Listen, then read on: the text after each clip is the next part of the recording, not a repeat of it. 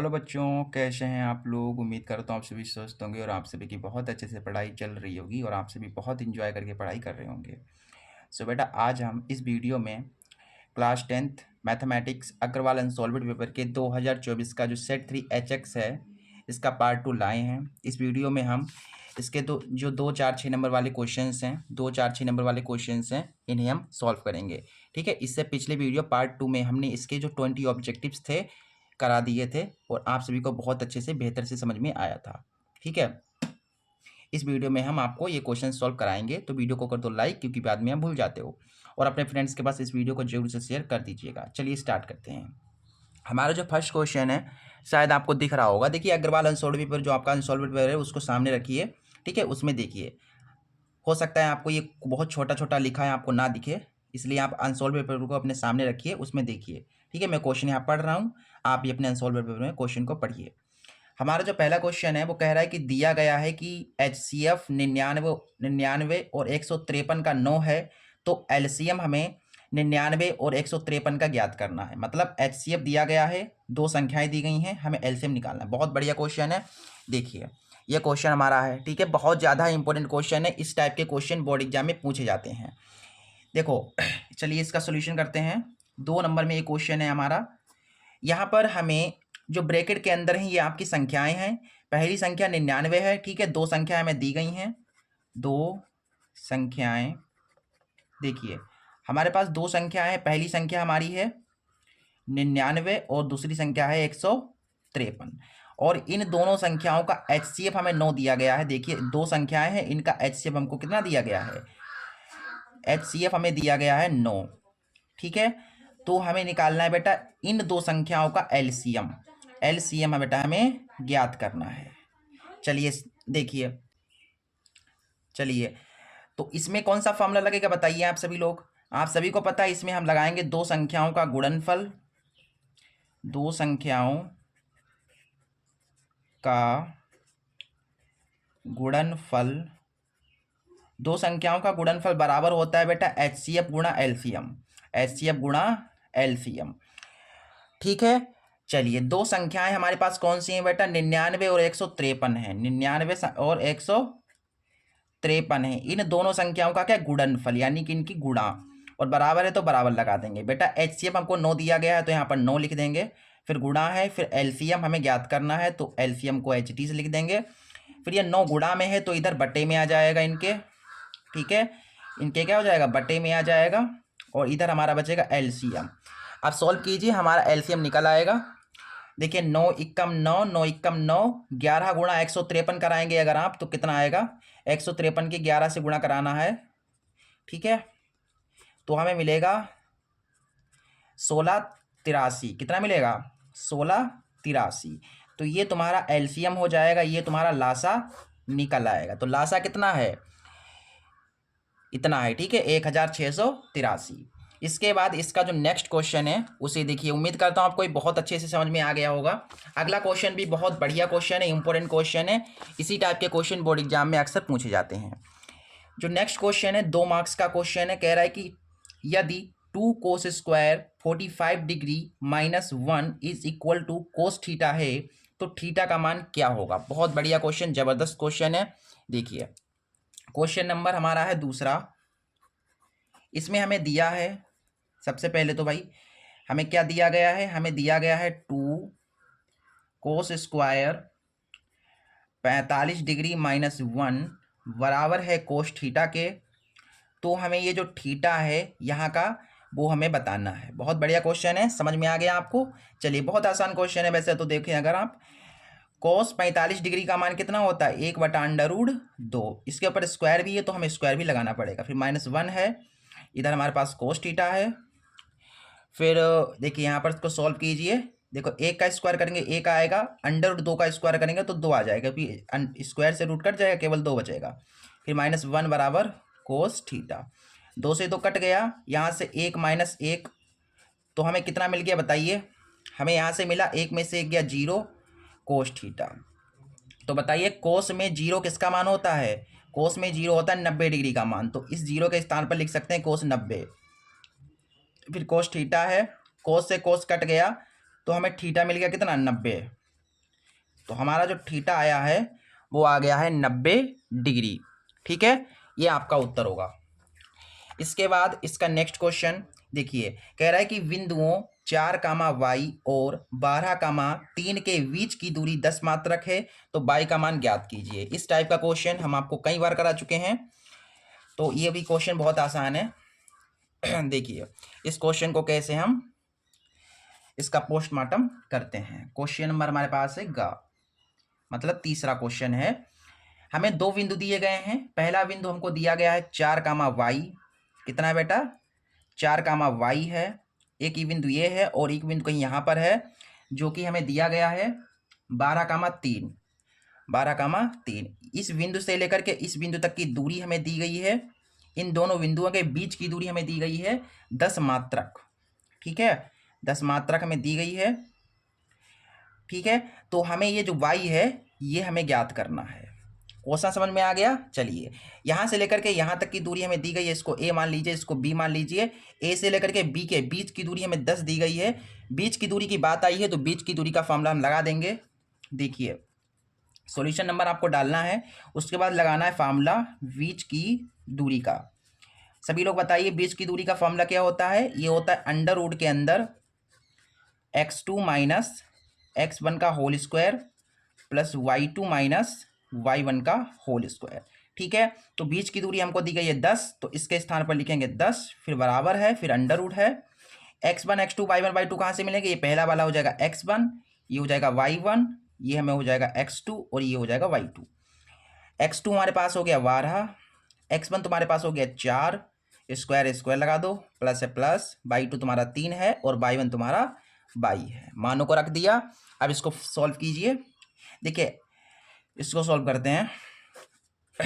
12 में से 4 जाएगा तो बचेगा 8, स्क्वायर है स्क्वायर लगा देंगे, फिर 3 माइनस वाई का होल स्क्वायर। देखिए एक साइड अंडर रूट है, एक साइड अंडर रूट नहीं है, तो इस स्थिति में हम दोनों तरफ वर्क करते हैं। चलिए करते हैं। दोनों तरफ वर्क करने पर, दोनों ओर वर्क करने पर, ठीक है, इधर भी वर्क करना है। वर्क करने का मतलब होता है स्क्वायर लगाना, तो इधर भी स्क्वायर लगा दो और इस साइड जो राइट साइड है बेटा, राइट साइड, इधर भी स्क्वायर लगा दो, मतलब दोनों साइड आपको लगा देना है स्क्वायर। ठीक है, इधर भी मैंने स्क्वायर देखो लगा दिया। अब देखिए यहाँ से 10 दशामन हो जाएगा 100, इसके स्क्वायर से ही रूट कैंसिल हो जाएगा, 8 हटाएँ 64। यहाँ से देखिए बचा 3 माइनस बाई का होल स्क्वायर है, तो यहाँ पर इसको a मान लीजिए, इसको b मान लीजिए, तो देखो a माइनस बी का होल स्क्वायर बन गया। तो इस सर्व समीकरण में इसको जब हम तोड़ेंगे तो क्या होती है सर्व समीकरण, A square plus B square minus 2ab। A तुम्हारा 3 है तो 3 का square plus B square minus 2a 3 है और b होता है फिर।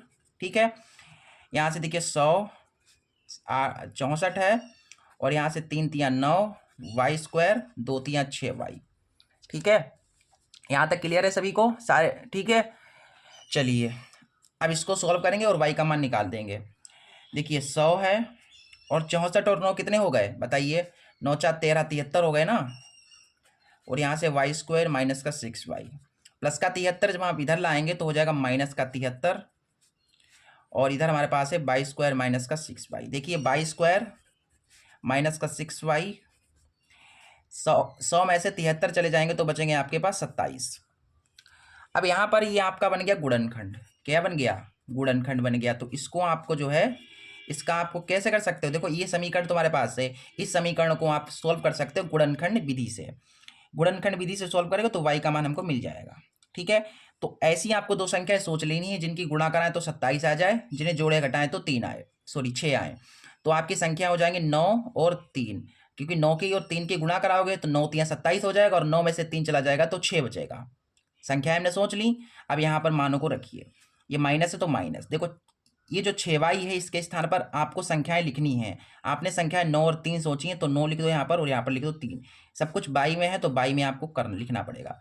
हमें 6 लाना है माइनस का, तो यहाँ पर हमको लगाना पड़ेगा प्लस, और ये माइनस 27 बराबर में 0।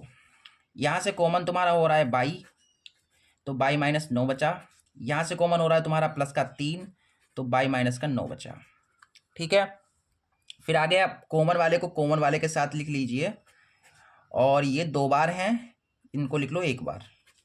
ठीक है। अब एक एक को 0 के बराबर डालो। सबसे पहले हम क्या करते हैं, ये y + 3 है, इसको डालते हैं 0 के बराबर, क्योंकि ये भी 0 के बराबर है और ये भी 0 के बराबर है, तो सबको डालना पड़ेगा। हमें यहाँ से मिल गया y का मान -3। ठीक है, देखो y का मान आ गया। दूसरा आ जाएगा, देखिए अब इस वाले को डालेंगे हम 0 के बराबर।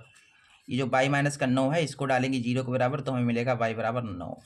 हमें इस तरीके से y के दो मान मिल गए। पहला मिल गया -3 और दूसरा मिल गया 9। तो ऐसे लिख दो कि अतः y का मान -3 है और 9 है, मतलब -3 भी हो सकता है और 9 भी हो सकता है। इस तरीके से आपको ये क्वेश्चन करना था और उम्मीद करता हूँ आपको बेहतर तरीके से क्वेश्चन समझ में आ गया होगा। ठीक है, और वीडियो पसंद आ रहा हो तो लाइक जरूर कर दो और अपने फ्रेंड सर्कल में इस वीडियो को शेयर जरूर कर दीजिएगा, मैं आपसे बार बार कह रहा हूँ। अगला जो क्वेश्चन है वो कह रहा है कि बिंदु x, y बिंदुओं 3, 6 और -3, 4 से समदूरस्थ है। मतलब ये वाला जो बिंदु है x, y इन दोनों बिंदुओं से समान दूरी पर स्थित है। तो हमें x और y में संबंध बताना है, क्या होगा। बहुत बढ़िया क्वेश्चन है और ये क्वेश्चन मैंने कराया है जब मैं 7वां चैप्टर पढ़ा रहा था तब। ठीक है, चलिए देखिए यहाँ पर हमारे पास क्वेश्चन है बेटा। इस क्वेश्चन को हम समझेंगे ग्राफ की मदद से तो ज़्यादा बढ़िया समझ में आएगा। सबसे पहले हमें एक बिंदु दिया गया है, एक बिंदु तुम्हारा है x, y, ये वाला बिंदु है। ये जो बिंदु है और ये जो बिंदु है इन दो बिंदुओं से समदूरस्थ है। ये बिंदु हमको दिए गए हैं बुक में 3, 6 और -3, 4। ये वाला जो बिंदु है इन दोनों बिंदुओं से समदूरस्थ है। समदूरस्थ समान दूरी पर है, मतलब यहां से लेकर के यहां तक की दूरी और यहां से लेकर के यहां तक की दूरी बराबर होगी। इसे a मान सकते हैं आप, इसे b मान सकते हैं और इसे c मान सकते हैं। तो हम ऐसे कह सकते हैं कि AB की दूरी बराबर है AC की दूरी। AB की दूरी बराबर है AC की दूरी के। क्यों बराबर है भाई? क्योंकि ये वाला जो बिंदु है इन दोनों बिंदुओं से समदूरस्थ है, इसलिए हम कह सकते हैं इनकी दूरी बराबर होगी। अब इनको आप जो है सॉल्व कर दीजिए। देखिए ए बी हमारे पास बिंदु दिए गए हैं, ए है XY और बी कितना है 3, 6 है। ए सी, ए तुम्हारे पास है x, y और सी तुम्हारे पास है -3, 4। इसके बीच की देखो दूरी हमें बतानी पड़ेगी, क्योंकि दूरी का सूत्र लगेगा यहाँ पर और यहाँ पर भी दूरी का सूत्र लगा देंगे। सोल्व कर देंगे, हमारा संबंध निकल आएगा। देखो सूत्र आपको पता है दूरी का क्या होता है, ये होता है x2 - x1 का whole square plus y2 - y1 का होल स्क्वायर। यहाँ पर भी आपको एज इट इज वही सूत्र लगाना है दूरी का। ठीक है, ऑल राइट, क्लियर है सब कुछ। अब देखो ये हो जाएगा x1, ये वाला y1, ये x2 और ये y2। यहाँ पर आ जाओ, यहाँ पर x1 y1 x2 y2। ठीक है, तो x2 तुम्हारा यहाँ पर देखेंगे 3 है, x1 तुम्हारा x है, स्क्वायर है तो स्क्वायर लगाएंगे, फिर y2 6 है और y1 तुम्हारा y है। यहाँ पर आ जाओ, x2 तुम्हारा -3 है, x1 तुम्हारा x है, फिर y2 तुम्हारा 4 है, y1 तुम्हारा y है। अंडर रूट से अंडर रूट कट जाएगा जब दोनों तरफ वर्क करेंगे आप। फिर इसके बाद देखिए ये a - b का होल स्क्वायर, इसमें तोड़ देंगे इसे तो हो जाएगा a² + b² - 2ab। ठीक, ये वाला भी a - b में टूट जाएगा तो a का स्क्वायर प्लस b का स्क्वायर -2ab। अब यहाँ पर आ जाओ, ये तुम्हारा हो जाएगा देखो -3। और यहाँ पर समझने वाली बात है, देखो यहाँ पर क्या है तुम्हारा -3 -x का होल स्क्वायर। मैंने आपको बताया कि अब जब आप यहाँ से माइनस कॉमन लेंगे तो ये हो जाएगा 3 + x का होल स्क्वायर, मतलब माइनस कॉमन लेने पर सभी चीज़ें प्लस के हो जाएंगे। तो इस तरीके से हम यहाँ पर a + b का होल स्क्वायर में इसको तोड़ देंगे। a के स्थान पर 3 है और b के स्थान पर x है, a² + b² + 2ab।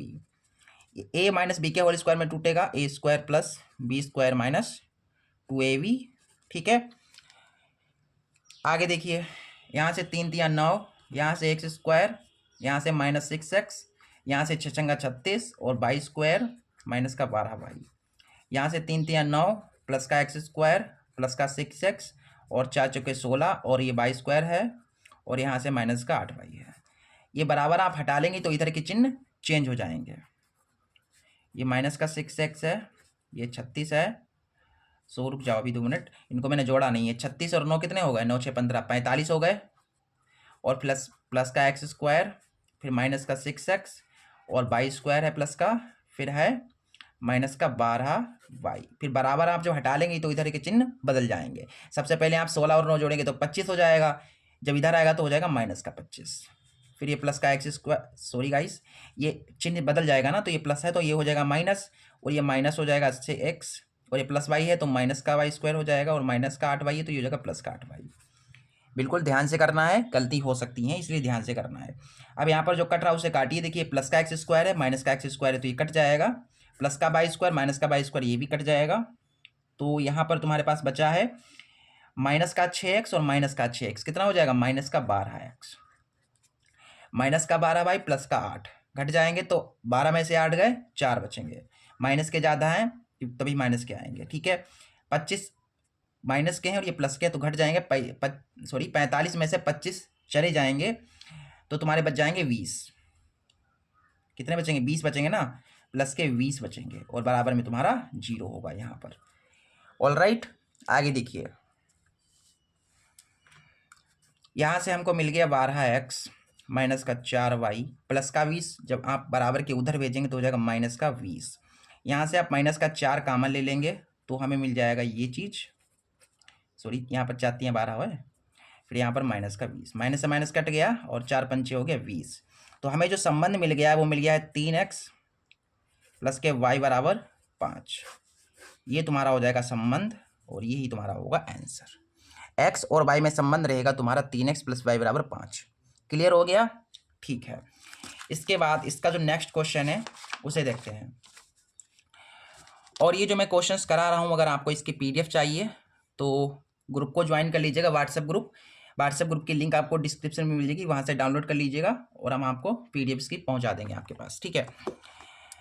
अगला क्वेश्चन ये रहा। अगला क्वेश्चन कह रहा है कि एक लंबवृत्तीय शंकु के आधार की त्रिज्या 3.5 सेंटीमीटर तथा ऊंचाई 12 सेंटीमीटर है, तो शंकु का आयतन ज्ञात कीजिए। तो बहुत सरल क्वेश्चन है, देखिए यहाँ पर अड़ा क्वेश्चन नंबर है, 2 नंबर का प्रश्न है। यहाँ पर सबसे पहले हमें दिया गया है, देखिए मैं वैसे ही करा रहा हूँ जिस तरीके से आपको बोर्ड में करना है, जैसे जैसे मैं करा रहा हूँ वैसे ही आप बोर्ड में करेंगे तो पूरे आपको नंबर मिलेंगे। पहले लिखना है दिया है, फिर सॉल्यूशन डाल के करना है, ठीक है। सबसे पहले हमें शंकु की त्रिज्या दी गई है, शंकु की हमें दी गई है त्रिज्या, जो त्रिज्या हम r मान लेते हैं, हमें त्रिज्या दी गई है 3.5 सेंटीमीटर।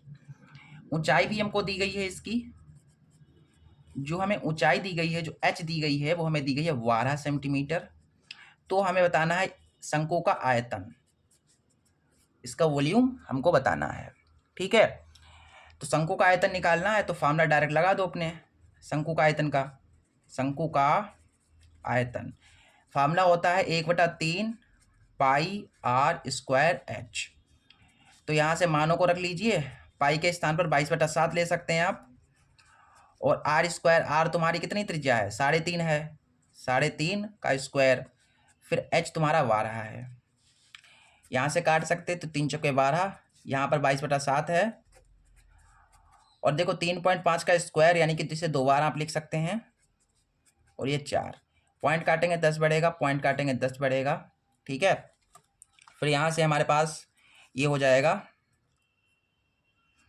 5 सत्ते 35, 5 दूना 10, 5 सत्ते 35, 5 दूना 10, 7 से 7 कट जाएगा, 2 एकम 2, 2 एकम 2, और 2 दूना 4, 11 सत्ते 77, और 77 दूना 154 सेंटीमीटर क्यूब।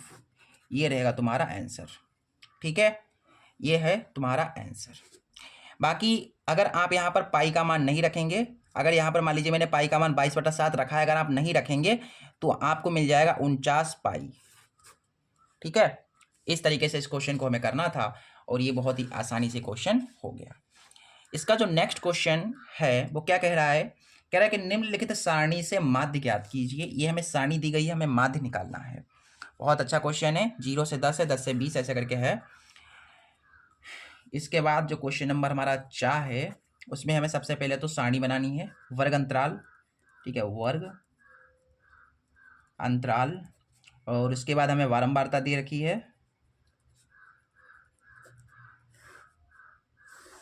अनसॉल्वेंट में अपने देखिए क्वेश्चन को, ठीक है। मैं यहाँ अपने अनसॉल्वेंट में किनारे से देख रहा हूँ, आप अपने अनसॉल्वेंट में देख लीजिए, ठीक है। हमें दिया गया अंतराल 0 से लेकर के 10, 10 से 20, 20 से 30, 30 से 40 है और 40 से है 50, ठीक है। इसके बाद वारंवारता हमको दे रखी है 3, 10, 11, 9 और 7। हमें क्या निकालना है? हमें निकालना है माध्य। तो हम इसको प्रत्यक्ष विधि से, डायरेक्ट मेथड से आराम से निकाल सकते हैं। माध्य निकालने का सूत्र क्या होता है बताओ पहले तो मुझे। माध्य निकालने का सूत्र होता है sigma F x upon sigma F. ये होता है सूत्र माध्य निकालने का। तो माध्य निकालने के लिए आपको जरूरत पड़ेगी सिग्मा एफ एक्स की और सिग्मा एफ की। सिग्मा का मतलब होता है, ये जो सिग्मा है बेटा, ये जो सिग्मा है इसका मतलब होता है योग। योग बोले तो जोड़, मतलब जोड़ना, ठीक है। ये चलिए बात करते हैं यहाँ पर एफ की। तो ये जो बारंबारता दे रखी है, वर्ग अंतराल के सामने जो होता है वो होता है एफ। तो ये तुम्हारे पास है एफ, ठीक है।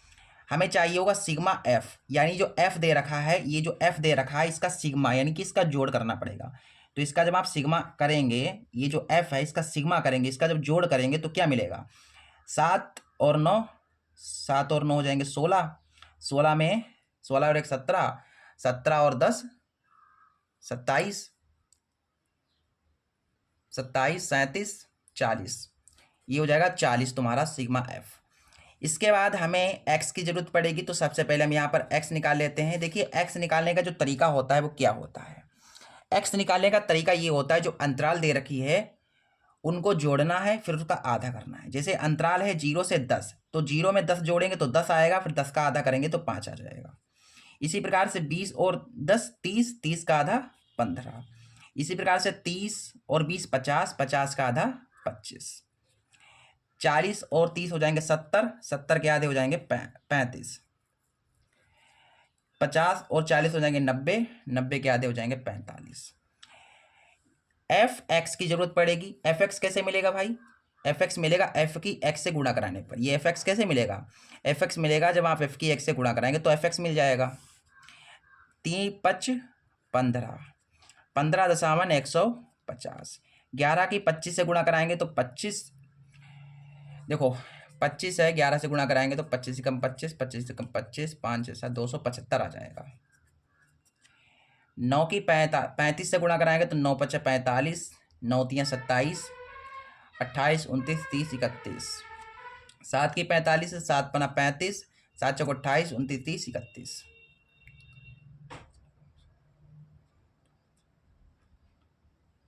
ठीक है। हमें किसकी जरूरत पड़ेगी? देखो सिग्मा एफ एक्स। हमें एफ एक्स तो मिल गया है, ये एफ एक्स है, लेकिन इसका सिग्मा करना पड़ेगा, यानी कि जोड़ करना पड़ेगा।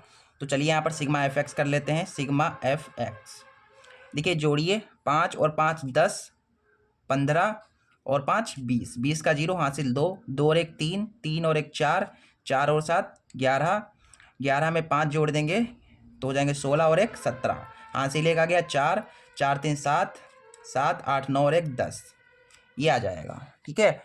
कैलकुलेशन में हो सकता है थोड़ी बहुत मिस्टेक हो जाए, ठीक है। कैलकुलेटर मेरे सामने अभी नहीं है तो मैं जल्दी जल्दी थोड़ा जोड़ रहा हूँ, इस कारण से हो सकता है मिस्टेक हो जाए। देखिए सिग्मा एफ एक्स तुम्हारे पास ये है 10 70 और सिग्मा एफ तुम्हारा 40 है। ये कट जाएगा 0 से 0, तो मैं यहाँ से माध्य मिल जाएगा कितना? 4 दूना 8, 9 10, बचे 27 हो जाएंगे। 4 छंग 24, 25 26 27, 4 7 28, मतलब 26.75 के करीब ये आ जाएगा तुम्हारा। बिल्कुल यही माध्य तुम्हारा निकला है। ठीक है। इंसॉल्वेंट में चेक कीजिएगा, माध्य तुम्हारा आ गया 26.75। ये क्वेश्चन भी आराम से बन गया। इसके बाद इसका जो नेक्स्ट क्वेश्चन है 4 मार्क्स में स्टार्ट हो रहे हैं। 2 नंबर के जितने क्वेश्चन थे करा दिए हैं। अब इसके बाद 4 नंबर के क्वेश्चन देखिए। ठीक है। 4 नंबर का क्वेश्चन ये रहा। 22वें का क्या कह रहा है कि द्विघात बहुपद दिया गया है कि शून्य हमें ज्ञात करने हैं और शून्यकों तथा गुणांकों के बीच के संबंध की सत्यता की जांच भी करनी है। तुम्हारे पास जो द्विघात बहुपद है वो है x² + 12 + 7x। ठीक है। चलिए ये क्वेश्चन तुम्हें दिया गया है। 22वें का क्या है? हमें यहाँ पर दे रखा है कि द्विघात बहुपद जो कि है x² + 12 + 7x। हमें यहाँ के शून्य निकालने हैं। तो सबसे पहले तो इसको हम प्रॉपरली थोड़ा सही करके लिख लेते हैं, एक्स स्क्वायर, फिर इसके बाद एक्स आ जाएगा, फिर उसके बाद ये नंबर आ जाएगा। चूंकि ये दिया गया है इसलिए हम ऐसा लिख सकते हैं। हमें क्या निकालने हैं, हमें निकालने हैं शून्यक। शून्यक हमें बताने हैं और उसके बाद हमको जांच भी करनी है कि हमारा आंसर सही है कि नहीं है। तो सबसे पहले यहाँ पर घात, इसकी जो अधिकतम घात है, ये जो द्विघात बहुपद है, इसकी अधिकतम घात कितनी है, 2 है, यानी इसके शून्य निकलेंगे 2।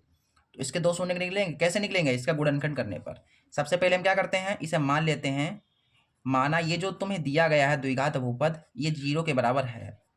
अब हम क्या करेंगे, इसका गुणनखंड करेंगे। ऐसी तो संख्या सोचें कि गुणा करें 12 है, जिन्हें जोड़े घटाएं तो 7 आए, तो संख्या हो जाएंगी 4 और 3, 4x + 3x + 12। फटाफट गुणनखंड कर ले रहा हूँ मैं, आपको गुणनखंड करना तो आता ही होगा। यहाँ से कॉमन हो जाएगा x, यहाँ से कॉमन हो जाएगा 3, कॉमन वाले को एक साथ लिखना है, और ये 2 बार है, इसको लिखना है 1 बार। सबसे पहले हम डालेंगे x + 3 को 0 के बराबर, तो मुझे मिल जाएगा x बराबर -3। तो पहला शून्य हमारा ये हो गया, और जब आप x + 4 को 0 के बराबर डालेंगे तो हमें मिल जाएगा x का मान -4। पहला शून्य हमारा ये हो जाएगा अल्फा, और ये हो जाएगा बीटा। पहला शून्य हमारा हो गया, पहला शून्य हमारा हो गया -3, और दूसरा शून्य हो गया -4। ठीक है, तो हमारे जो शून्य आ गए हैं वो क्या आ गए हैं, ऐसे लिखिए कि अतः 2 शून्यक -3 और -4 होंगे। ठीक है, ये तुम्हारा हो गया आंसर। इसके बाद जांच करनी है, चलिए जांच भी कर लेते हैं। जांच करने के लिए हम चेक करेंगे कि शून्यकों का योगफल बराबर है कि नहीं। सबसे पहले हम चेक करते हैं शून्यकों का योग। शून्यकों का योग बताओ क्या होता है, ये होता है -b/a।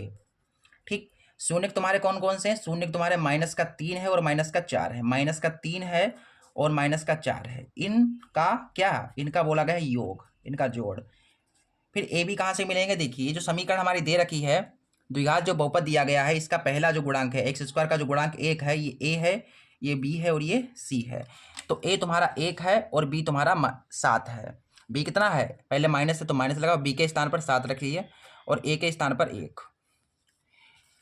तो -3 और -4 हो जाएगा -7, और ये -7 देख लीजिए बराबर आ गया, यानी कि हमारा जो है जांच सही हुई है, यानी कि हमारा जो आंसर जो हमारे शून्य का है वो बिल्कुल सही है। बाकी अगर आप गुणनखंड, इसका जो गुणनफल है, शून्यकों का गुणनफल, वो चेक करेंगे तो वो भी बराबर ही आ जाएगा। ठीक है, वो करके देख लीजिएगा, बाकी इतना ही आपको करना है। इसके बाद इसका जो नेक्स्ट क्वेश्चन है 22वें का खा, वो देखिए। अगला क्वेश्चन ये रहा आपकी स्क्रीन पर। क्वेश्चन कह रहा है कि दो संख्याओं के वर्गों का अंतर 180 है, छोटी संख्या का वर्ग बड़ी संख्या का 8 गुना है, दोनों संख्याएं ज्ञात कीजिए। कितना लाजवाब क्वेश्चन है, बहुत बढ़िया क्वेश्चन है। देखिए सबसे पहले संख्याएं हैं, ठीक है, 2 संख्याएं हैं, हमें 2 संख्याएं तो पता नहीं है, तो उन 2 संख्याओं को हम कुछ मान लेते हैं। ठीक है, तो हम क्या करते हैं, यहाँ पर मानते हैं कि माना पहली संख्या, 2 संख्या है ना, उसमें पहली और दूसरी होगी, तो पहली संख्या में मान लेता हूँ x है, तथा इसकी जो दूसरी संख्या है, वो क्या है, y है। पहली शर्त में हमको बताया गया है, प्रथम शर्त से पहली शर्त में हमसे कहा गया है कि दो संख्याओं के वर्गों का अंतर 180 है। दो संख्याओं के वर्गों का अंतर, दो संख्याएं तुम्हारी x और y हैं, इनके वर्गों, देखो पढ़िए क्वेश्चन को ध्यान से, बहुत ध्यान से पढ़िएगा। देखिए क्या है, दो संख्याओं के वर्गों का अंतर, दो संख्याएं तुम्हारी x और y मानी है मैंने, इनके वर्ग यानी इनका स्क्वायर, फिर इनका अंतर, यानी कि अंतर का मतलब माइनस, पहले इनका देखो मैंने स्क्वायर किया फिर माइनस कर दिया, कितना है 180 है, यही तो मुझसे कहा गया है। इसे मान लेते समीकरण पहली, ये पहली शर्त कंप्लीट हो गई। इसके बाद देखिए दूसरी शर्त, द्वितीय शर्त से इसकी जो दूसरी शर्त है वो कहा गया है, देखिए कह रहा है, दूसरी शर्त कह रही है कि छोटी संख्या का वर्ग बड़ी संख्या का 8 गुना है। छोटी संख्या का वर्ग, तो छोटी और बड़ी ऐसे मान लीजिए, देखिए इसमें ऐसे मान लीजिए कि माना छोटी संख्या x मान लीजिए और यहाँ पर बड़ी संख्या को मान लीजिए y। तो छोटी संख्या तुम्हारी x है, छोटी संख्या का वर्ग बड़ी संख्या का 8 गुना है, तो छोटी संख्या x है, इसका वर्ग 8 गुना है किसका, किसके किसके 8 गुना है, y के 8 गुना है, बड़ी संख्या का 8 गुना है। देखिए छोटी संख्या ये x है, इसका वर्ग, छोटी संख्या का वर्ग बड़ी संख्या जो y है इसका 8 गुना है। समझ में आ गया? ये तुम्हारा हो गया समीकरण सेकंड। एक्स स्क्वायर बराबर 8y आया है, इस 8y को, ये जो एक्स स्क्वायर का मान है यहाँ पर आप रख सकते हैं, क्योंकि सॉल्व तो करना पड़ेगा, एक्स और वाई का मान ही निकालना है हमें। हम क्या करेंगे, समीकरण जो सेकंड का जो मान है वो समीकरण फर्स्ट में रख देंगे। तो ऐसा करके लिख दो कि समीकरण फर्स्ट व सेकंड से, समीकरण फर्स्ट में एक्स स्क्वायर के स्थान पर हमें रखना है 8y और ये माइनस का वाई स्क्वायर है और बराबर में तुम्हारा 180 है। अब यहाँ पर देखिए इसे करते हैं नेक्स्ट पेज पे सॉल्व, क्योंकि आगे करना पड़ेगा इसे सॉल्व। और ये क्वेश्चन थोड़ा सा लंबा है, क्योंकि 4 नंबर का भाई प्रश्न है तो थोड़ा लंबा तो होगा ही होगा। देखिए देखिए इसे आगे सरल कैसे करेंगे, ये माइनस का वाई स्क्वायर है और ये प्लस का 8y है। ये क्या है, प्लस का 180 है, बराबर के जब आप इधर लाएंगे तो हो जाएगा माइनस का 180 बराबर में 0। यहाँ से आप माइनस कॉमन ले लेंगे तो हो जाएगा वाई स्क्वायर, माइनस कॉमन लेंगे तो माइनस, देखिए मैंने कॉमन ले लिया, ये माइनस का वाई स्क्वायर था प्लस का वाई स्क्वायर हो गया, प्लस का 8y तो माइनस का 8y हो जाएगा, माइनस का 180 है तो हो जाएगा प्लस का 180 और बराबर में 0। क्लियर है? अब इसको देखिए, ये माइनस का वाई स्क्वायर बटे में 0 के जाएगा तो 0 हो जाएगा, तो हमें यहाँ से मिलेगा वाई स्क्वायर माइनस का 8y प्लस का 180 बराबर में 0। ठीक है, अब इसका गुणनखंड करके आप y का मान निकाल सकते हैं। ऐसी तो संख्या सोची जिनकी गुणा करें 180 है, जिन्हें जोड़े घटाएं तो 8 आए, तो 18.180, 18 में से 10 जाएंगे 8 बचेंगे, गुणा कराएंगे 180 आएगा। तो हमने जो संख्या सोची है वहाँ पर रख देंगे हम 18y प्लस का 10y और ये प्लस का 180 है और बराबर में 0। यहाँ से कॉमन तुम्हारा हो रहा है y, तो y माइनस 18, यहाँ से कॉमन तुम्हारा हो रहा है प्लस का 10, तो यहाँ से हो जाएगा हमारे पास, देखिए 10 कॉमन हो गया प्लस का, तो ये बचा 18। ठीक है, क्लियर है ना, बिल्कुल सारी चीज़ें क्लियर हैं। रुक जाओ, सब कुछ मैंने सही से किया है ना, छोटी संख्या का वर्ग बड़ी संख्या का 8 गुना है, फिर मैंने यहाँ पर मान को रखा, एक्स स्क्वायर के स्थान पर मैंने रख दिया 8y को, फिर ये माइनस मैंने कॉमन ले लिया, माइनस का था तो ये हो गया प्लस का, फिर 18, यहाँ से y मैंने कॉमन लिया, यहाँ से मैंने 10 कॉमन लिया, चलिए सही है, ये हो जाएगा y प्लस का 10 और यहाँ से देखिए हो जाएगा y माइनस के 18 बराबर में 0। सबसे पहले आप जो है ये इसको जब 0 के बराबर डालेंगे आप, तो मुझे मिलेगा y बराबर माइनस का 10, और जब आप ये y माइनस 18 इसको डालेंगे 0 के बराबर तो मुझे मिल जाएगा y बराबर 18। तो जो y का मान आ गया है माइनस में आया तो इसकी कोई वैल्यू नहीं है, ठीक है, तो हमारी जो वैल्यू होगी वो होगी 18। ठीक, 18, ठीक है, ये हमारी जो है बड़ी संख्या कितनी आ गई, 18 आ गई। अब ये जो बड़ी संख्या आई है, जो y का मान आ गया है, इसको आप किसी भी समीकरण में रख सकते हैं, समीकरण हम सेकंड में रखते हैं तो हमें मिल जाएगा x का मान। ठीक है, तो इसे जो y का मान जो है, ये y का मान समीकरण सेकंड में रखने पर, तो ऐसे लिखो कि समीकरण सेकंड में y का मान रखने पर, समीकरण सेकंड तुम्हारे पास है एक्स स्क्वायर बराबर का 8y, क्या है, एक्स स्क्वायर बराबर 8y, यहाँ से देखिए एक्स स्क्वायर बराबर 8y, एक्स स्क्वायर बराबर 8y के स्थान पर 18 और 18 8 है 144, स्क्वायर है तो आप जब स्क्वायर हटा लेंगे तो इसके ऊपर लग जाएगा रूट, 144 का वर्गमूल हो जाएगा 12, तो ये तुम्हारा हो जाएगा आंसर। जो बड़ी संख्या है वो है 18 सेंटीमीटर और जो छोटी संख्या है वो है 12 सेंटीमीटर। तो ऐसा करके ले दो कि अतः बड़ी संख्या 18 तथा छोटी संख्या 12 सेंटीमीटर होगी। ये तुम्हारा हो गया आंसर। उम्मीद करता हूँ आपको समझ में आया होगा, क्योंकि मैंने बहुत बढ़िया एक्सप्लेनेशन आपको दी है, और इससे भी समझ में ना आए तो फिर क्या कर सकते हैं बताइए। इतना इजी समझाने के बाद भी समझ में नहीं आ रहा है तो फिर आपको डॉक्टर को दिखाना चाहिए। सॉरी मजाक कर रहा हूँ, आपको जो है अगर इतना समझाने के बाद भी समझ में नहीं आ रहा तो आपका कॉन्सेप्ट क्लियर नहीं होगा। पहले कॉन्सेप्ट को मजबूत कीजिए, ठीक है, बेस जो है, आधार जो है उसको मजबूत कीजिए, ठीक है। और वैसे तो समझ में आ ही रहा होगा यार, सरल है, ठीक है, ज़्यादा कुछ है नहीं इसमें। यहाँ तक हो गया है। इसका तीसरा क्वेश्चन देखिए, कह रहा है कि सिद्ध कीजिए कि किसी वाह बिंदु से किसी वृत्त पर खींची गई स्पर्श रेखाओं, दो स्पर्श रेखाओं के बीच का कोण स्पर्श बिंदुओं को मिलाने वाले रेखाखंड के केंद्र पर आंतरिक कोण का संपूरक होता है। बहुत बढ़िया क्वेश्चन है। देखो इस क्वेश्चन को हम कैसे करेंगे, बहुत इजी क्वेश्चन है, करेंगे कैसे, बहुत इजी क्वेश्चन है।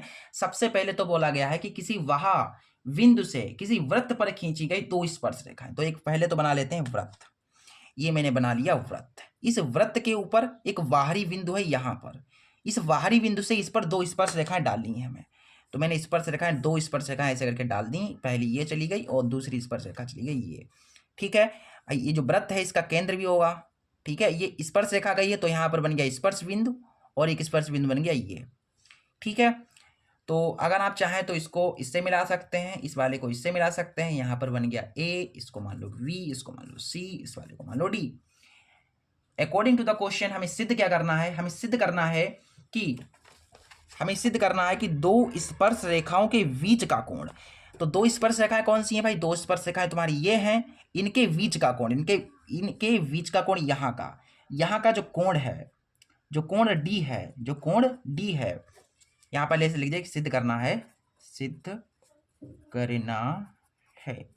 हमें सिद्ध करना है कि दोनों स्पर्श रेखाओं के बीच का कोण, स्पर्श रेखा ये और स्पर्श रेखा ये, इसके बीच का कोण यहाँ का कोण D,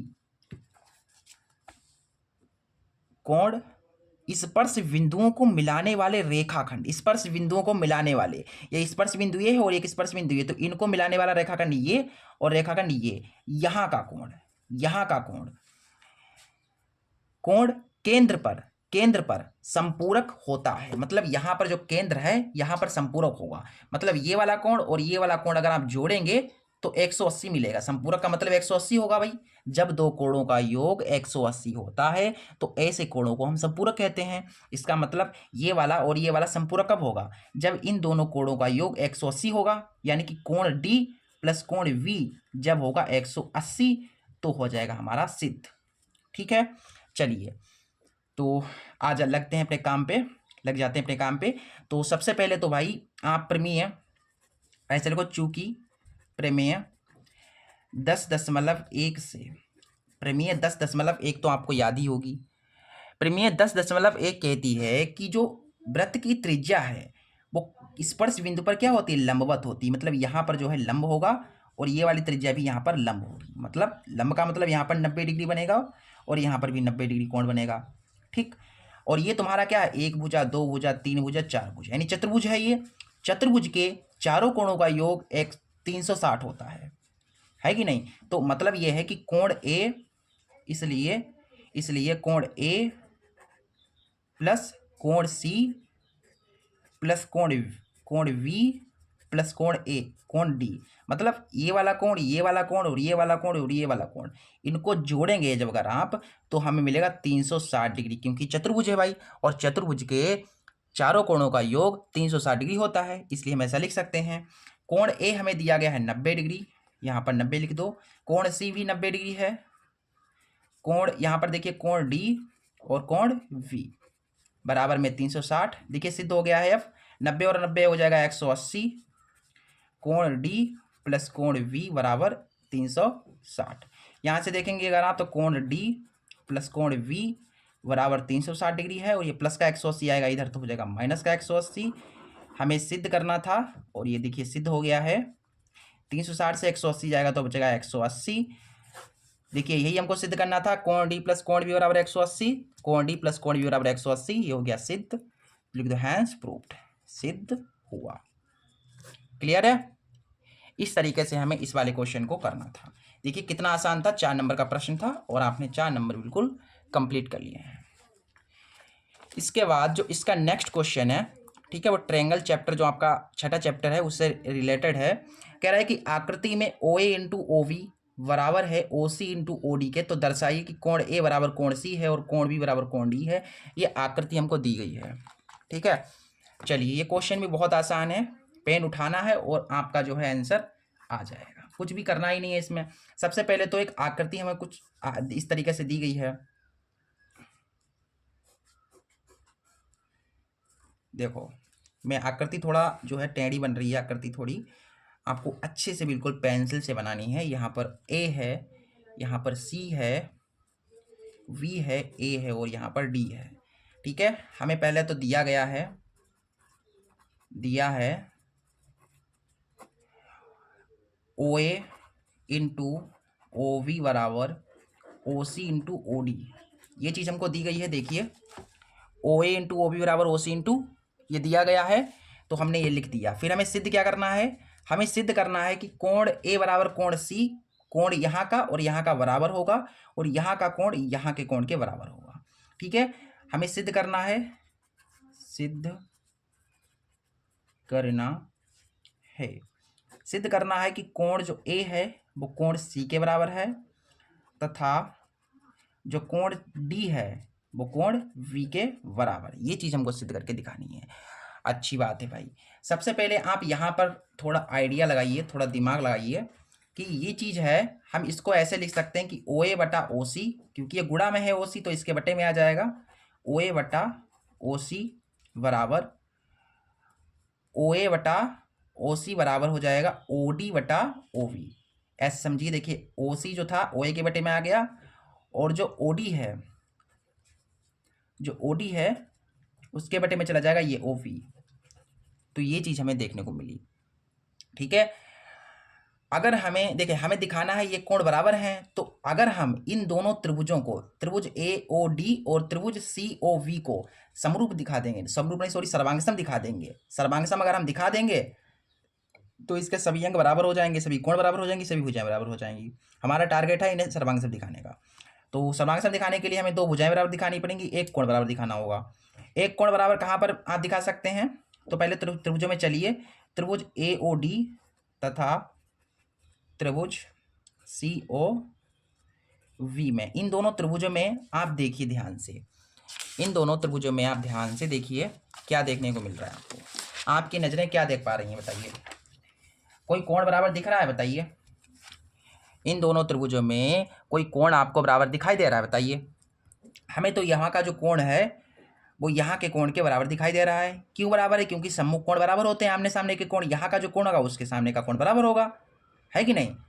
तो ऐसे करके हम कह देंगे भाई कि इन दोनों त्रिभुजों में जो ए ओ डी है, जो कोण ए ओ डी है वो बराबर होगा कोण सी ओ वी के। क्यों बराबर होगा, क्योंकि जो है ये कोण सम्मुख है, सम्मुख कोण। ठीक है, इसलिए बराबर होंगे। एक कोण बराबर दिखा दिया, अब हमें दो भुजाएं बराबर दिखानी है। दो भुजाएं बराबर हैं, देखिए यहाँ पर आप देख सकते हैं अनुपात बराबर है। जो ओ ए है वो ओ सी के संगत है, ओ ए जो है वो किसके बराबर है, ओ सी के बराबर है, और जो ओ डी है वो ओ वी के बराबर है, ओ डी बराबर ओ वी है। क्यों, क्योंकि ये भुजाएं जो है संगत हैं। बटे में देख लीजिए, बटे में यानी संगत भुजाएं हैं ये। तो हमने जो है दो भुजाएं बराबर दिखा दी और एक कोण बराबर दिखा दिया, इसके लिख दे संगत भुजाएं। ठीक है भाई, कोई पूछ तुमसे कि भैया ये भुजाएं क्यों बराबर हैं, क्योंकि ये संगत भुजाएं, संगत भुजाएं बराबर होती हैं। हमने दो भुजाएं बराबर दिखा दी, एक कोण बराबर दिखा दिया, इसलिए हम ये कह सकते हैं कि जो त्रिभुज तुम्हारा ए ओ डी है, त्रिभुज ए ओ डी जो है वो क्या होगा, सर्वांगसम होगा त्रिभुज सी ओ वी के। सी ओ वी के सर्वांगसम होगा, अगर सर्वांगसम है तो इसके सभी कोण बराबर हो जाएंगे। इसलिए हमें ये सिद्ध करना था, इसलिए जो कोण ए है वो बराबर हो जाएगा कोण सी के तथा जो कोण डी है वो बराबर हो जाएगा कोण वी के। तो हमने ये सिद्ध कर दिया, देख लीजिए ये कर दिया मैंने सिद्ध, सिद्ध हुआ। ठीक है, इस तरीके से हमें इस क्वेश्चन को करना था और बहुत आसान सा क्वेश्चन था, इसका पोस्टमार्टम हमने बहुत अच्छे से किया। अगला जो क्वेश्चन है वो भी बहुत आसान क्वेश्चन है। कह रहा है कि ताश की अच्छी तरह से फेंटी गई 52 पत्तों की ये गड्डी में से एक पत्ता यांत्रिक निकाला जाता है, मतलब बिना देखे निकाला जाता है। इसकी प्रायिकता ज्ञात कीजिए कि निकाला गया पत्ता बादशाह होगा, और दूसरा क्वेश्चन है बासन नहीं होगा। अच्छी बात है, बहुत बढ़िया क्वेश्चन है। सबसे पहले 52 पत्तों की ये गड्डी है ताश की, आपने देखा होगा। ठीक है, आपने देखा होगा, आप खेलते तो नहीं होंगे लेकिन आपने गड्डी जरूर देखी होगी ताश की, अक्सर गाँव और शहरों में लोग खेलते हैं। देखिए सबसे पहले तो हमारे पास ताश की गड्डी है जिसमें 52 पत्ते होते हैं। देखिए हमारे जो कुल पत्ते हैं वो कितने हैं? कुल पत्ते हैं 52। ठीक है, अब उसमें 4 बादशाह होते हैं, 4 गुलाम होते हैं, 4 रानी होती हैं, क्वीन होती हैं, और ऐसे करके 4 इक्का होते हैं। हमें बादशाह होगा, पहला जो क्वेश्चन है वो क्या होगा? बादशाह होगा। पहले बादशाह देख लेते कितने होते हैं भाई। बादशाह कितने होंगे? 4 बादशाह होंगे। पूरी गड्डी में 4 बादशाह होंगे, 4 क्वीन होंगी, 4 गुलाम होंगे, 4 इक्का होंगे। ठीक है, तो ये बादशाह 4 हैं। ठीक है, बादशाह 4 है। तो हमारा जो पहला क्वेश्चन है वो कह रहा है कि बादशाह होगा। बादशाह होने की प्रायिकता हमसे पूछी गई है कि बादशाह होने की प्रायिकता क्या होगी। जैसे कि गड्डी में से मैंने एक पत्ता निकाला, अब इसके कितने % चांसेस हैं कि पत्ता जो आपने निकाला है वो बादशाह का होगा। चलिए, प्रायिकता निकालने के लिए सिंपल सा सूत्र मैंने आपको समझाया है। संभव परिणाम बटा कुल परिणाम, वही लगा दीजिए, वट्टा में कुल परिणाम। देखिए संभव परिणाम जो आपसे क्वेश्चन पूछा गया होता है, आपसे क्वेश्चन पूछा है बादशाह, तो बादशाह तुम्हारे 4 हैं, तो संभव परिणाम 4 हैं। कुल आपके 52 हैं, तो आप काटना चाहें तो इसे काट सकते हैं। 4 एकम 4, 4 एकम 4 जाती हैं 12। हमारा आंसर आ गया 1/13। ये तुम्हारा हो गया आंसर। ठीक है, कितना आसान था। इसके बाद बादशाह नहीं होने की प्रायिकता बतानी है। अगला पार्ट क्या है? देखिए इसका जो नेक्स्ट पार्ट है वो कह रहा है कि बादशाह नहीं होगा। ये क्या है? मतलब किससे % चांसेस है कि बादशाह नहीं होगा? बादशाह ना होने की प्रायिकता। भाई फार्मूला भाई है संभव परिणाम बटा कुल परिणाम। तो बताओ भाई, मुझे ये बताओ कि बादशाह नहीं हो। मान लीजिए गड्डी है, इसमें 4 बादशाह हैं। अब मैंने बादशाह को हटा दिया, गड्डी में से बादशाह को हटा दिया। 52 पत्ते थे, उसमें से मैंने बादशाह को हटा दिया, तो कितने बचेंगे? 48 पत्ते बचेंगे भाई तुम्हारे पास। तो प्रायिकता तुम्हारी क्या हो जाएगी? जो संभव परिणाम हो जाएगा वो हो जाएगा 48, क्योंकि बादशाह नहीं, तो 52 पत्ते हैं, उसमें से बादशाह नहीं यानी कि 48 पत्ते, और कुल परिणाम तुम्हारे 52 हैं। बात चौके 48, 4 से काटे 4 एकम 4, 4 दूना 8, 4 एकम 4 जाती हैं 12, यानी कि 12/13 ये आ गया तुम्हारा आंसर। ठीक है, इस तरीके से आपको इस क्वेश्चन को करना था। उम्मीद करता हूँ आपको बहुत अच्छे से समझ में आया होगा। इसका जो नेक्स्ट क्वेश्चन है वो क्या कह रहा है? कुछ अनोखा कह रहा है क्या? अलग कह रहा है क्या? देखते हैं। अगला जो क्वेश्चन हमारा है वो हमसे कह रहा है कि निम्नलिखित बारंबारता बंटन का माध्यक ज्ञात कीजिए। माध्यक हमें निकालना है। बहुत अच्छा क्वेश्चन है, माध्यक हमें निकालना है। ठीक है, क्या निकालना है बेटा? माध्यक। क्या है? सबसे पहले हमें वर्ग अंतराल दी गई है, वर्ग अंतराल, और वर्ग अंतराल के साथ साथ हमको दी गई है बारंबारता दे रखी है। हमें निकालना है इसका माध्यक। क्लियर है? माध्यक निकालना है। 4 नंबर का प्रश्न है ये। 0 से 10 है, 10 से 20, 20 से 30, 30 से 40 है, 40 से बेटा 50 है, और 50 से है 60।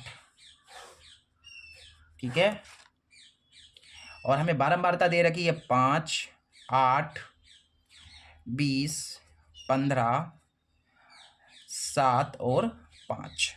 ठीक है, हमें निकालना है माध्यक। तो माध्यक निकालने का सबसे पहले आपको सूत्र पता होना चाहिए। अब सूत्र नहीं पता होगा तो कैसे कर पाओगे भाई, है कि नहीं?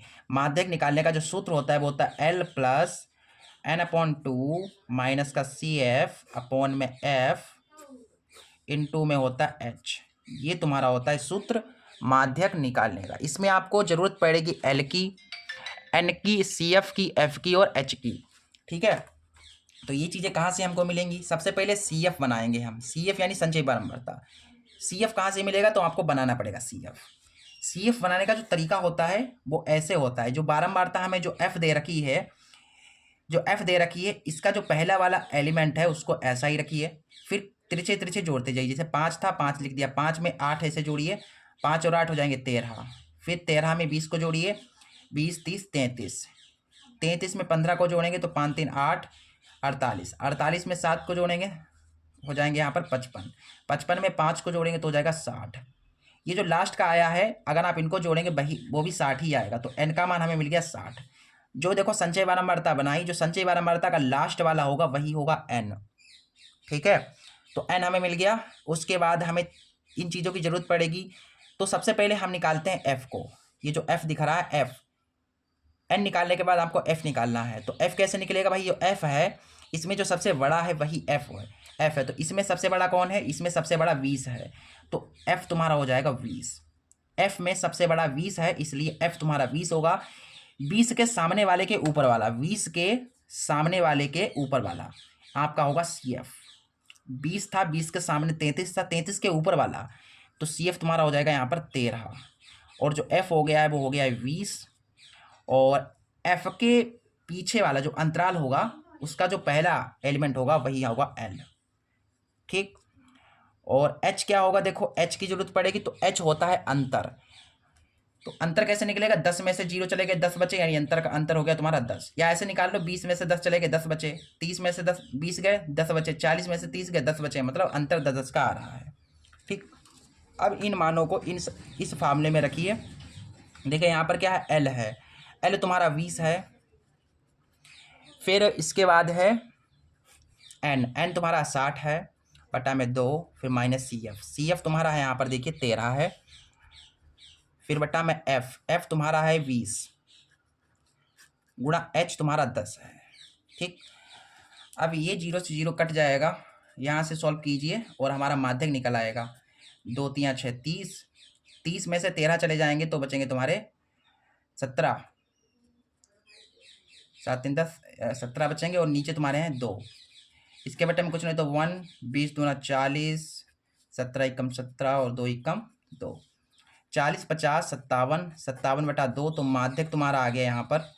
जो माध्यक आया है वो आ गया है, देखिए 2 दूना 4, 2 अट्ठे 16, 2 पंचे 10, 28.5 तुम्हारा आएगा माध्यक। ठीक है, इस तरीके से हमें माध्यक निकालना था।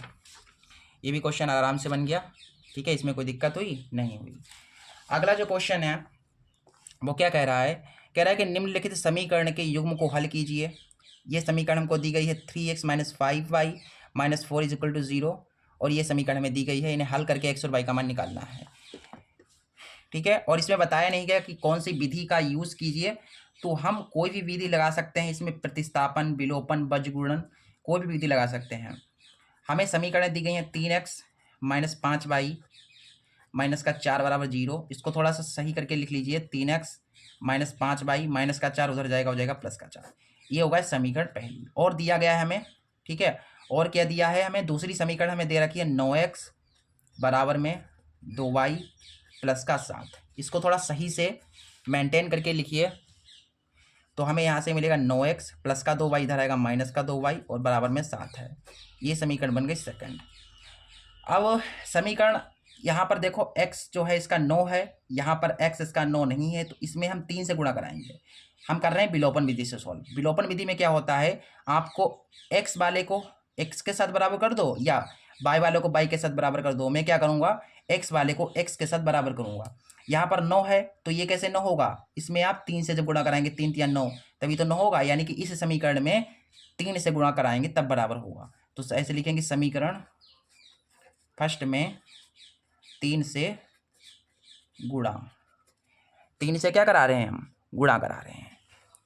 देखिए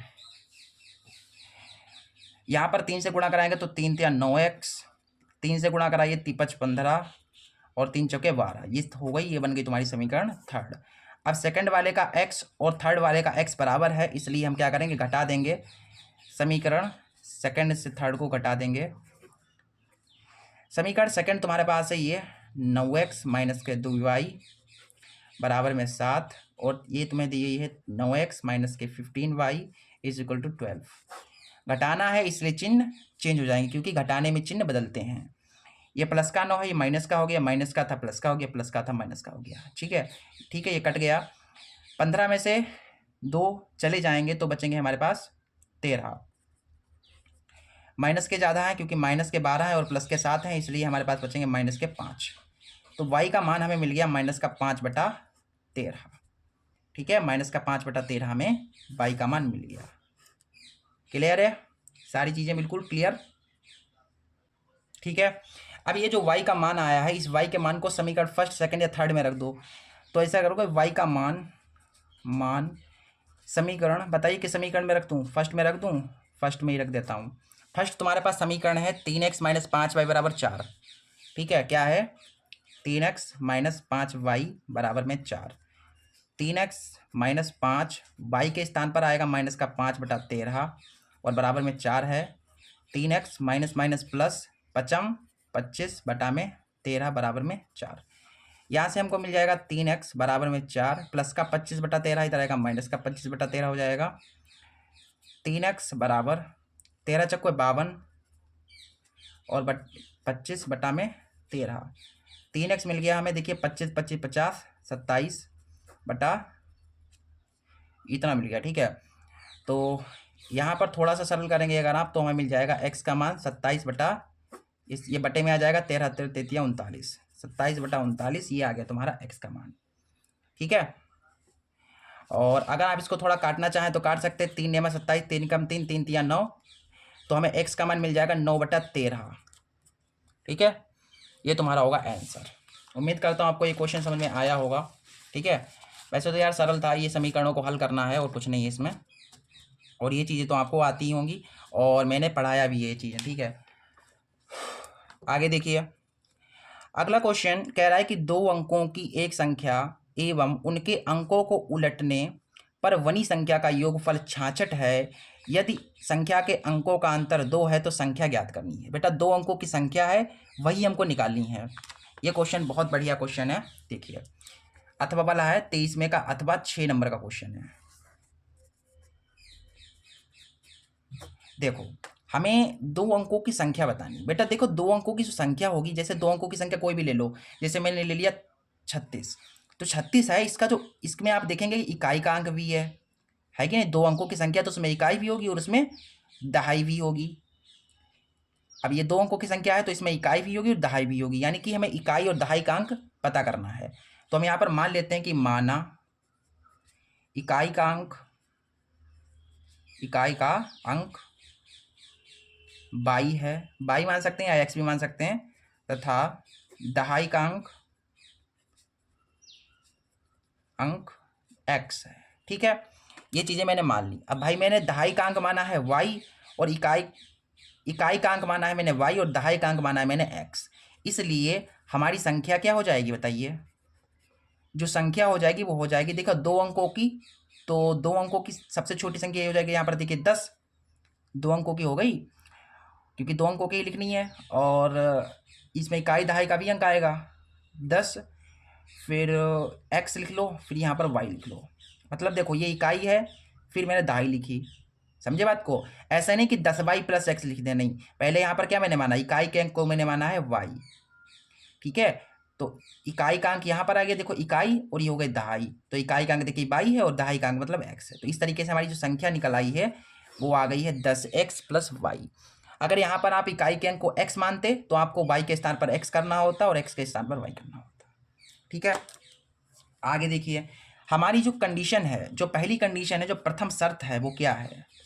प्रथम शर्त से जो हमें क्वेश्चन में पहली शर्त दी गई है वो दी गई है कि 2 अंकों की एक संख्या के अंकों, 2 अंकों की एक संख्या, अच्छा 2 अंकों की एक संख्या, तो 2 अंकों की एक संख्या कौन सी है, ये है 10x प्लस y। 2 अंकों की एक संख्या यही तो है, एवं 2 अंकों की एक संख्या एवं इसके अंकों को उलटने से बनी संख्या। इसके अंकों को उलट दो, जैसे ये 10x प्लस y था, इसके अंकों को उलटो भाई, मतलब x के स्थान पर y कर दो और y के स्थान पर x कर दो, मतलब अंकों को मैंने उलट दिया। पहले ये संख्या थी, फिर इसके बाद इनके अंकों को उलटना है। फिर बोला गया है कि उलटने से बनी संख्या का योगफल, उलटने से ये संख्या बनी, फिर इनका योगफल हमें दे रखा है 66, ठीक है। ये समीकरण तुम्हारी दी गई है। इसको थोड़ा सरल करते हैं, फिर आगे जो दूसरी कंडीशन है उसको उस पर चलेंगे। देखिए 10x और ये हो जाएंगे 11x, 10y और ये y हो गया 11y बराबर 66। यहाँ से 11 11 कॉमन है तो हमें मिल जाएगा x प्लस वाई बराबर 66, 11 छंगे 66, तो हमें मिल गया x प्लस वाई बराबर 6। ये समीकरण बन गई पहली। अगली जो शर्त है वो क्या कह रही है, द्वितीय शर्त। से। जो बेटा यहाँ पर तुमको समझ में आया कि नहीं आया, उसमें बोला गया था जो 2 अंकों की संख्या है, तो 2 अंकों की संख्या ये थी, उनके अंकों को उलटने से बनी संख्या। ये 2 अंकों की संख्या थी, फिर इसके अंकों को उलटना था। देखो y के स्थान पर x कर दिया और x के स्थान पर y कर दिया, फिर उनका योगफल, इनका योगफल करेंगे तो 66 आएगा। फिर इनको मैंने सॉल्व किया तो मुझे ये समीकरण मिल गई। अगली शर्त में हमसे कहा गया है कि संख्या के अंकों का अंतर 2 है। संख्या के अंकों का अंतर 2 है, तो संख्या ये है, इसके अंक तुम्हारे x और y हैं, तो x और y का जो अंतर है, x और y का जो अंतर आएगा वो आएगा कितना, 2 आएगा। ये समीकरण बन गई सेकंड। अंतर के लिए माइनस लगाया। अब इन समीकरणों को सॉल्व करके x और y का मान निकाल दो, फिर इस वाली समीकरण में हम रख देंगे समीकरण a, मान लो हमारी संख्या निकल आएगी। ठीक है, तो समीकरण फर्स्ट से सेकंड को हम क्या कर लेते हैं, जोड़ देते हैं या घटा भी सकते हैं। फर्स्ट समीकरण ये है तुम्हारे पास, सेकंड तुम्हारे पास है x माइनस वाई बराबर 2। जोड़ना है तो ये कट जाएगा, x और x हो गया 2x, 6 और 2 हो गया 8, 2 चौके 8, तो x का मान मुझे मिल गया 4। इस x का मान किसी भी समीकरण में रख दो, समीकरण सेकंड में रख दे रहा हूँ मैं, फर्स्ट में रख रहा हूँ, चलो कोई बात नहीं है। ऐसे लिखो कि x का मान समीकरण सेकंड में रखने पर, x में भी पहली वाली में भी रख सकते हो। ठीक है, सेकंड समीकरण तुम्हारी ये है, x माइनस वाई बराबर 2 है, x के स्थान पर y रखना है। ठीक है, x के स्थान पर मैंने 4 रख दिया, माइनस वाई था फिर बराबर 2 था, x के स्थान पर देखो 4 रखा, माइनस वाई बराबर 2। इसको सरल करेंगे तो हमें मिल जाएगा 2 प्लस का 4 इधर गया, माइनस का 4 हो गया, 2 में से 4 गया, माइनस का 2 बचा, ये कट गया, तो यहाँ से y हमें मिल गया 2। ठीक है, तो संख्या क्या आ जाएगी, इसलिए संख्या हमारी आ जाएगी, देखिए इसलिए ऐसे लो, अतः 2 अंकों की संख्या हमारी क्या हो जाएगी। संख्या मैंने किसको माना है, देखिए संख्या हमने माना है 10x प्लस वाई को, किसको माना है, 10x प्लस वाई को माना है। ठीक है, 10x प्लस वाई को माना है और x y के मान भी हमने निकाल लिए हैं। देखिए तो यहाँ पर आप मानों को रख लीजिए, x के स्थान पर 4 और y यहाँ पर गुणा है, और y के स्थान पर आपको रखना है, देखिए 2, क्या रखना है, 2 रखना है। तो यहाँ से हो जाएगा 10 चौके 40, 40 और 2 42, तो संख्या हमारी आ गई 42। ठीक है, इस तरीके से आपको इस क्वेश्चन को करना था और ये क्वेश्चन भी आराम से हो गया। संख्या कितनी आ गई, 42 आ गई। अगला क्वेश्चन क्वेश्चन नंबर 24 कह रहा है, एक मंदिर की ऊंचाई 15 मीटर है, मंदिर के शीर्ष से सड़क पर, फिर से देखिए, एक मंदिर की ऊंचाई 15 मीटर है, मंदिर के शीर्ष से सड़क के दूसरी ओर बने भवन की शिखर का उन्नयन कोण 30 डिग्री है तथा भवन के पाद का अवनमन कोण 45 डिग्री है, तो सिद्ध कीजिए कि भवन की ऊंचाई 5 × 3 + √3 मीटर है। ये क्वेश्चन है तुम्हारा, ये क्वेश्चन बहुत बढ़िया क्वेश्चन है। ठीक है, देखिए क्वेश्चन नंबर 24 6 नंबर का प्रश्न है, इसमें एक मंदिर है, ठीक है, जिसकी ऊंचाई 15 मीटर है। तो मैंने मान लिया कि जो मंदिर है वो कितना मीटर ऊंचा है, 15 मीटर ऊंचा है। ठीक, इस मंदिर के सामने एक भवन बना है। देख लीजिए, ये दोनों मंदिर और भवन कहाँ खड़े होंगे, जमीन पर खड़े होंगे, तो ये जमीन पर मैंने खड़े कर दिए। मंदिर कितना था, 15 मीटर ऊंचा था, ये मंदिर है, इसका मैंने ऊंचाई कर दी 15 मीटर। ठीक, मंदिर के शीर्ष से सड़क के दूसरी ओर बने भवन, दूसरी ओर मैंने भवन बना दिया। भवन के शीर्ष का उन्नयन कोण, मतलब मंदिर के शीर्ष से, ये मंदिर का शीर्ष है और ये भवन का शीर्ष है, मतलब यहाँ से लेकर के यहाँ तक का जो उन्नयन कोण है वो कितना है बताइए, 60 डिग्री, 30 डिग्री है। कितना है, 30 डिग्री है। इसको इससे मिला दीजिए, यहाँ पर बन रहा है 30 डिग्री। बोला गया है कि मंदिर के शीर्ष से भवन के शीर्ष का उन्नयन कोण 30 डिग्री है। पढ़िए क्वेश्चन में, फिर आगे बताया गया कि भवन के पाद का अवनमन कोण, भवन ये है और ये शीर्ष है, तो इसका अवनमन कोण जो बनेगा यहाँ से लेकर के यहाँ तक, वो बनेगा 45 डिग्री।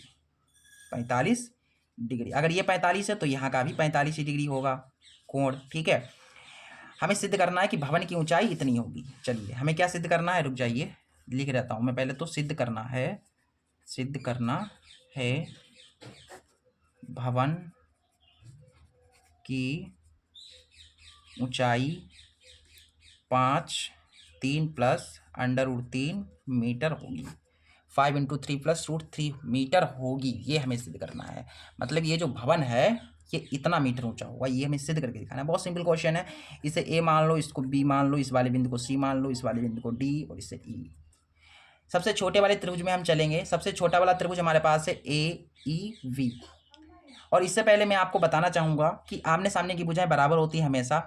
तो ये जो 15 है, इसका मतलब ये भी जो है 15 मीटर होगा, ठीक है। और जो ये वाली लंबाई होगी वही ये वाली लंबाई होगी, मतलब जो ईवी होगा वो सी डी के बराबर होगा, ठीक है। ये पूरी की पूरी हाइट हमको पता नहीं है, ठीक है। इस वाली हाइट को मैं मान लेता हूँ एक्स। अगर ये पूरी की पूरी एक्स है तो ये तुम्हारी हो जाएगी एक्स माइनस 15। ये पूरा का पूरा एक्स से इतना पार्ट घटा देंगे, मतलब 15 मीटर घटा देंगे ये पूरे एक्स से, तो हमें ये वाला पार्ट मिल जाएगा।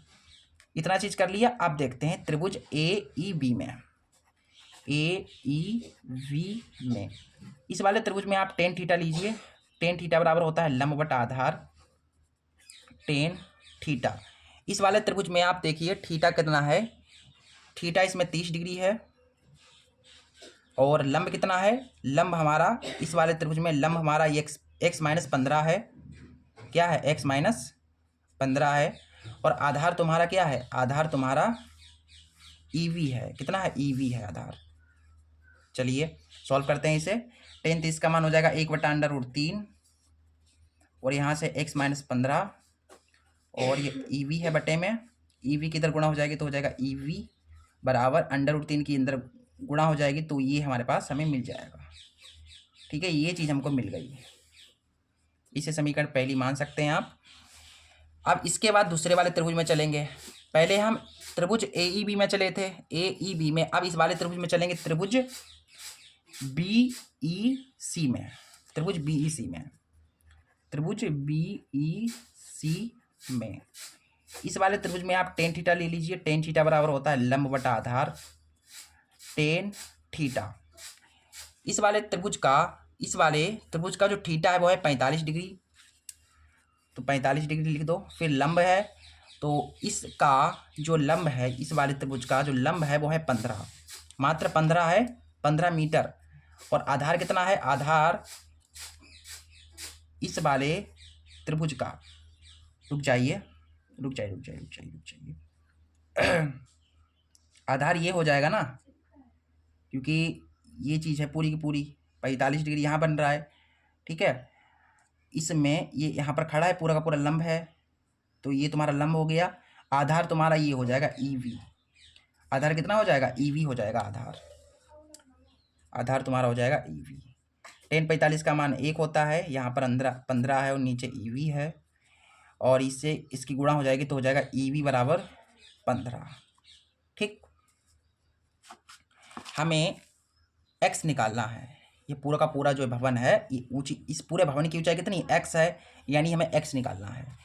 ईवी का मान आप समीकरण फर्स्ट से देखिए। समीकरण फर्स्ट में हमें ईवी बराबर इतना दे रखा है, देख लीजिए, आपको शायद दिख रहा होगा। ईवी बराबर हमें ये दे रखा है, ठीक है। तो इस ईवी के स्थान पर हम लिख देंगे √3 इंटू एक्स माइनस 15 बराबर में 15, ठीक है।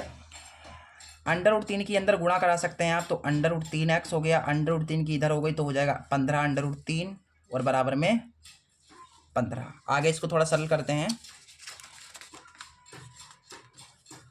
रुक जाइए 2 मिनट, देखिए आगे देखिए, थोड़ा सरल करके आगे देखिए। इस x को आप रोक लीजिए, ठीक है, और बराबर में 15 है। माइनस का 15 उधर जाएगा तो हो जाएगा प्लस का 15 √3। x वाले को रोकना है और 15 माइनस 15 √3 और बट्टा में तुम्हारा √3 है। हमें बेटा सिद्ध करना है ये चीज़, हमें ये चीज़ सिद्ध करनी है। तो ये कब होगी, जब आप यहाँ से 15 √3 कॉमन लेंगे। कितना लेंगे कॉमन, 15 √3 कॉमन लेंगे, क्योंकि यही तभी आ पाएगा। तो यहाँ से 15 चला गया और √3 मैंने कॉमन ले लिया है, ऐसे समझिए। 15 √3 यहाँ से तो चला गया और यहाँ पर बचेगा तुम्हारे पास 3। रुक जाओ, ऐसा करो, x बराबर 15 कॉमन ले लो, तो यहाँ से 15 चला गया, 1 माइनस √3 बचा और नीचे है तुम्हारा √3, ठीक है। ये तुम्हारे पास आ गया। फिर इसके बाद आप क्या करेंगे, इसमें आप हर परमीकरण अगर कर दें तो काम हो जाएगा ना इसका। हाँ, तो √3 जो नीचे है इसका हर परमीकरण कर दो, हर परमीकरण कर दो तो कितना आ जाएगा देखिए 15, और ये √3 है और अंदर तुम्हारे पास ये चीज़ है, और √3 से √3 की जब गुणा होगी तो 3 आएगा, 3×5 = 15। ठीक, तो x का मान हमें मिल गया 5 √3 1 - √3। ये हमें सिद्ध करना था क्या, देख लेते हैं। लेकिन हमें तो ये लाना है, हमें तो 5 × 3 + √3 लाना है, लेकिन अभी तो आया नहीं है। तो क्या करेंगे हम, बताओ। तो हम ऐसा करते हैं, 5 तो हमें बाहर चाहिए, देखिए 5 तो हमें बाहर चाहिए, तो केवल हम 5 यहाँ पर जो है इसको बाहर निकाल लेते हैं। ये जो 5 है इसको बाहर रखते हैं और √3 के अंदर गुणा करा देते हैं बस। √3 की इधर गुणा हो जाएगी तो √3, √3 की 3 से गुणा होगी तो 3 आ जाएगा। बस यही हमें सिद्ध करना था और ये तुम्हारा हो गया सिद्ध हुआ। बेटा यही तो तुमको सिद्ध करना था, देख लीजिए ये चीज, ठीक है, आ गई। इस तरीके से आपको ये क्वेश्चन करना था। उम्मीद करता हूँ आपको ये क्वेश्चन समझ में आया होगा, ठीक है। इसके बाद इसका जो नेक्स्ट क्वेश्चन है वो क्या है वो देखते हैं। अगला जो क्वेश्चन तुम्हारा है वो कह रहा है कि एक भवन के शीर्ष से एक मीनार के शीर्ष का उन्नयन कोण 60 डिग्री है। भवन के शीर्ष से मीनार के पाद का अवनयन कोण 45 डिग्री है। यदि मीनार की ऊंचाई 40 मीटर है तो सिद्ध कीजिए कि भवन की ऊंचाई इतनी होगी। तो सबसे पहले जो क्वेश्चन ऊपर वाला मैंने कराया है वैसे ही आपको ये वाला क्वेश्चन भी करना है। अथवा वाला क्वेश्चन है ना इसमें, अथवा देखो यहाँ पर हमें एक भवन है, ठीक है, एक भवन है और भवन के शीर्ष से एक मीनार के शीर्ष का उन्नयन कोण 60 डिग्री है। अच्छा, एक भवन बना लेते हैं, ठीक है, एक भवन है और एक है मीनार, ये दोनों खड़े हैं जमीन पर। ये जो भवन के शीर्ष से बोला गया है, देखिए भवन के शीर्ष से मीनार के शीर्ष का उन्नयन कोण, ये मीनार है, भवन का शीर्ष ये है और मीनार का शीर्ष ये, मतलब यहाँ से लेकर के यहाँ तक का जो कोण है वो कितना है, इसको इसे मिला दीजिए, कितना है 60 डिग्री है, ठीक। और मीनार के, और बोला गया भवन के शीर्ष से, भवन का शीर्ष से मीनार के पाद, मीनार का पाद ये है, मतलब यहाँ से लेकर के यहाँ तक का कोण 45 डिग्री है, 45 डिग्री है यहाँ का कोण। अगर ये 45 हो तो ये वाला भी 45 होगा, ठीक है। और मीनार की ऊंचाई 40 मीटर है। ये पूरा का पूरा जो मीनार है वो कितना मीटर ऊंचा है, 40 मीटर ऊंचा है। ये ए मान लो, इसको बी मान लो, इसको सी मान लो, इसको डी मान लो, इसको ई मान लो। तो हमें सिद्ध करना है कि भवन की ऊंचाई 20 × √3 - 1 मीटर होगी। जैसे ऊपर वाला क्वेश्चन है वैसे ही ये वाला भी हमें करना है। चलिए यहाँ पर हमें क्या सिद्ध करना है वो पहले लिख लेते हैं। सिद्ध करना है,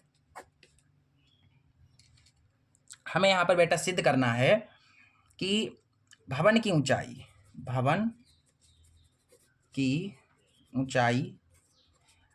कितनी है, 20 × √3 - 1 मीटर होगी। ये हमें सिद्ध करके दिखाना है।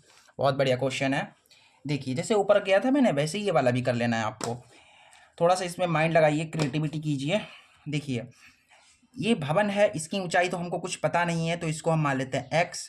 अगर ये x है तो ये वाली भी x हो जाएगी। ये पूरी की पूरी 40 है तो इस पूरे की पूरी 40 से इस x को घटा देंगे, इस पूरी की पूरी 40 मीटर से इस x को घटा देंगे तो ये हमें मिल जाएगा, ये मिल जाएगा 40 - x।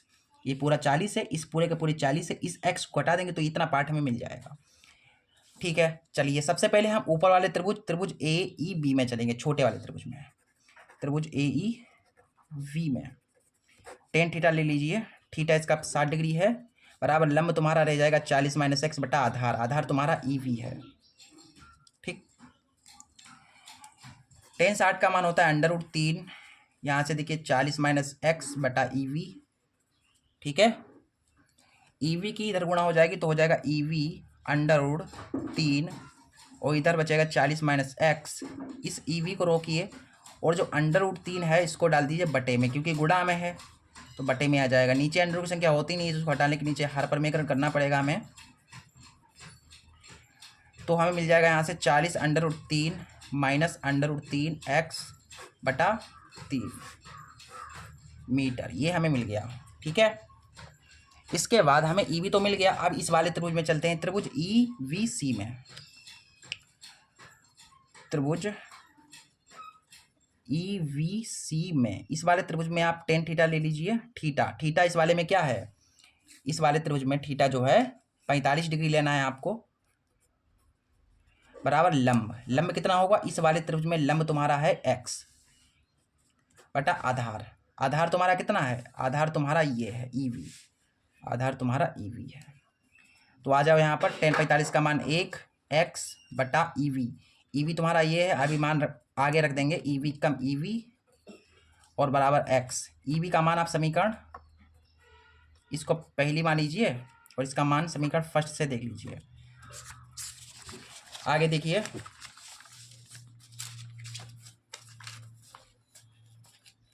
देखो आगे EV हमको दे रखा है यहाँ पर, देखिए ऊपर EV हमको ये दे रखा है, तो इस EV के स्थान पर हम इसे रख सकते हैं।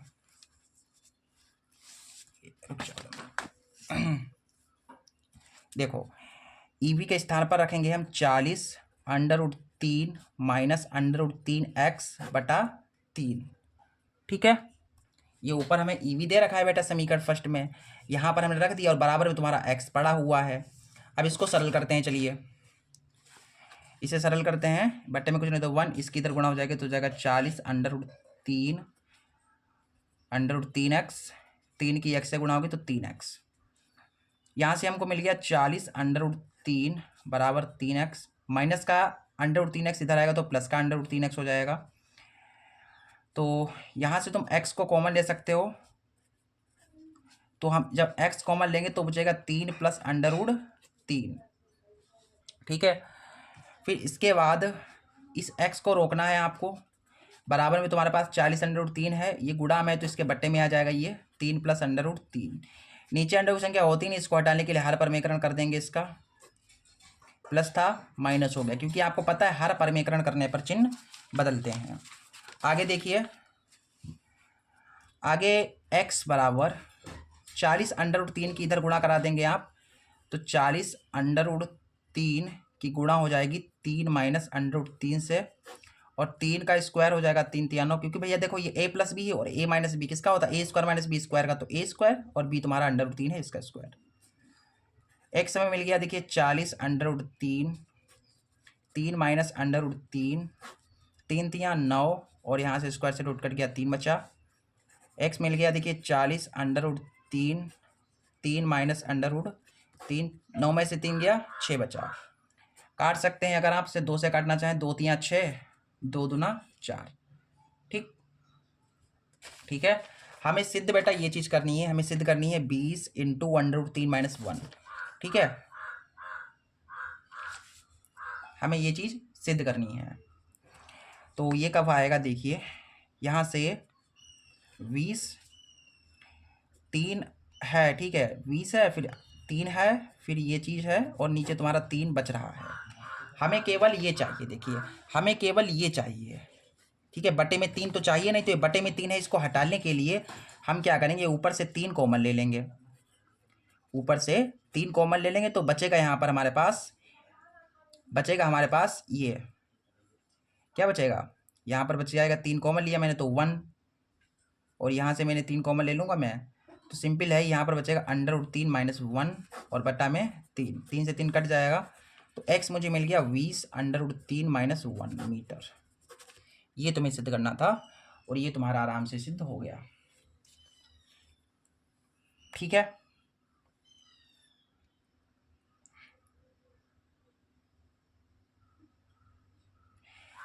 इस तरीके से आपको इस क्वेश्चन को करना था और आशा करता हूँ आपको समझ में आया होगा। अगर कोई भी डाउट हो, ठीक है, तो कमेंट बॉक्स में ज़रूर टाइप कर दीजिएगा, आपके डाउट का समाधान किया जाएगा।